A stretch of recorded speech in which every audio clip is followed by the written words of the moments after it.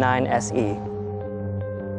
I chose this car because it was an affordable performance car and there was a lot of modding potential. Of course, the first thing I said when I bought it was, I'm not gonna mod it at all, but then, like a month later, throw in some wheels, the next month throw in a body kit, next month, throw in a whole bunch of other crap. This is actually my second Evo. My first one was also a 2006 Evolution 9, but it was an MR. It was a lot more mild than this one. I had just all your basic bolt-ons. I didn't have a body kit at the time, but I did have some rims. Picked the modifications for this car by kind of researching what kind of parts worked best for the Evo. It was more of a kind of value thing when it came to mods, so I would buy the most valuable engine parts and kind of the best kind of body kit. I mean, it was also the most expensive body kit, but it was just kind of the value behind it that, it was wind tunnel tested, so, the price was justified. All my engine parts, I don't necessarily go with all JDM parts for the engine, I go with what works well.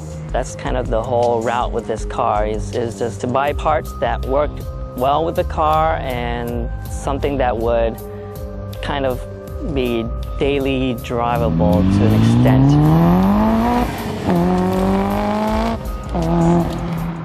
Bam, look at that, so dirty. Wow, this is DIY. Bam, look at that, it's dirty. The engine's short block remains untouched while ARP studs secure a head that's been fitted with SuperTech valve train and Kelfer 272 cams. To provide enough airflow for more than twice the original power, an HKS 7460R turbocharger sits on a Tomei-powered manifold. Charge air is directed through an ETS core before being directed to the cylinder. A quartet of RC Engineering 1200cc injectors provide either 91-octane pump gas or E85. A Road Race Engineering Reflash factory ECU provides maps for either fuel that can be selected by the driver at startup.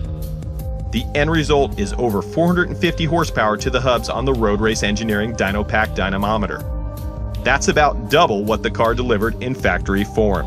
To balance the additional power, Swift springs were teamed with Cusco 02R coilovers to help keep the Nitto NT05 tires planted to the ground. Ferodo DS2500 pads help the factory Brembos put the squeeze on the rotors to shed speed when needed, improving both the looks and the ability for this Evo to grip at high speeds.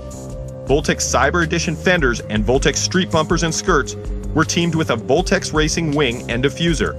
The end result is a daily driver, flexible fuel vehicle that can turn heads and snap necks.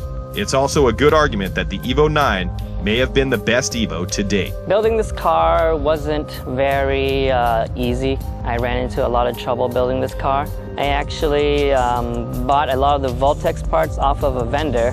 At that time, they were the sole distributor of Voltex parts, and they were the first company to bring Voltex over to the States.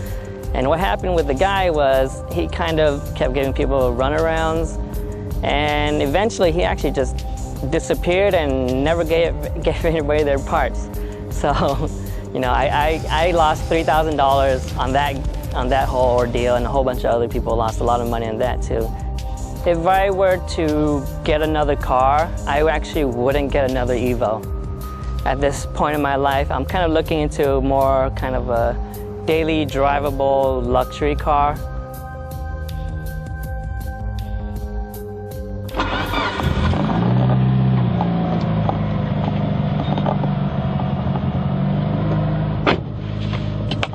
Seatbelts or not. Doesn't matter.